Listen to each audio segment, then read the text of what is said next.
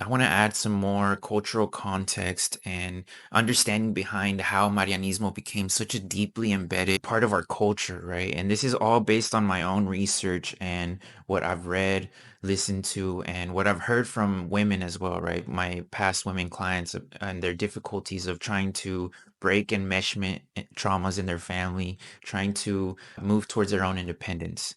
Marianismo was deeply rooted in the forced Catholicism that was imposed upon our ancestors. During the Spanish genocide, notice I didn't say conquest, they burned our knowledge, our códices. They burned complete pueblos down to the ground. They burned schools. They burned our leaders, and they specifically sought out our teachers, our wise old men, right, our abuelos first, and killed them. This left us terrified and ready to submit to a seemingly more powerful force.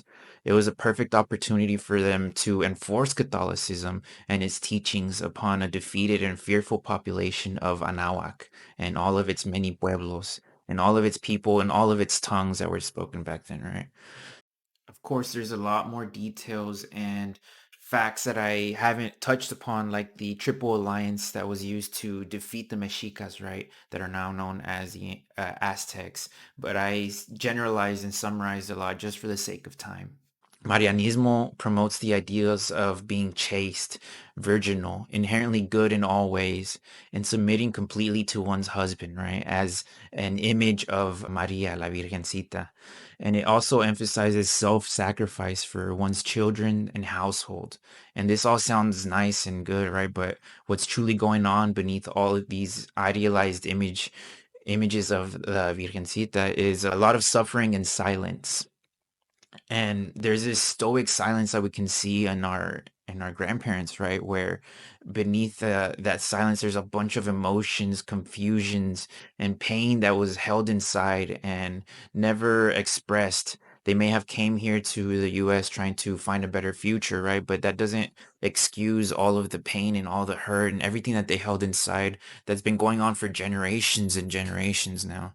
And all of those things were something that was never spoken about in order to maintain that perfect image of the Virgencita, right? I'm speaking about the women.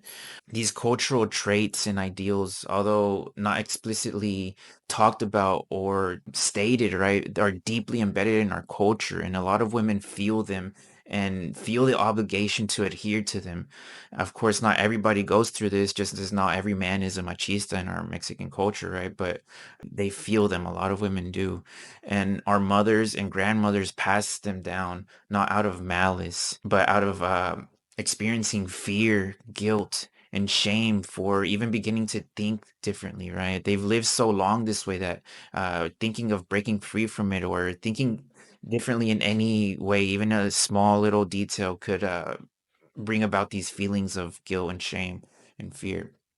So I want you to remember that fear is very powerful, right? Our brains are literally designed to keep us safe. And if we threaten that connection with our family, we could begin to feel that we are harming our own safety, right? Subconsciously. And so we're literally going against our own programming and how our brains work.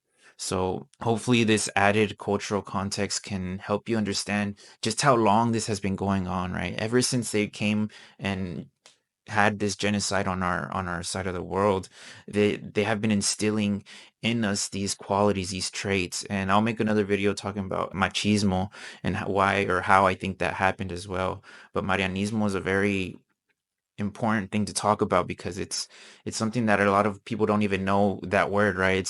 Generally a pretty new word to hear, but if you've never even thought about that, and then if you've never even heard about Anahuac and our ancestors and how much wisdom and power and knowledge we have the most pyramids out of any other continent in the world, in Mexico and South America, called Teocalis.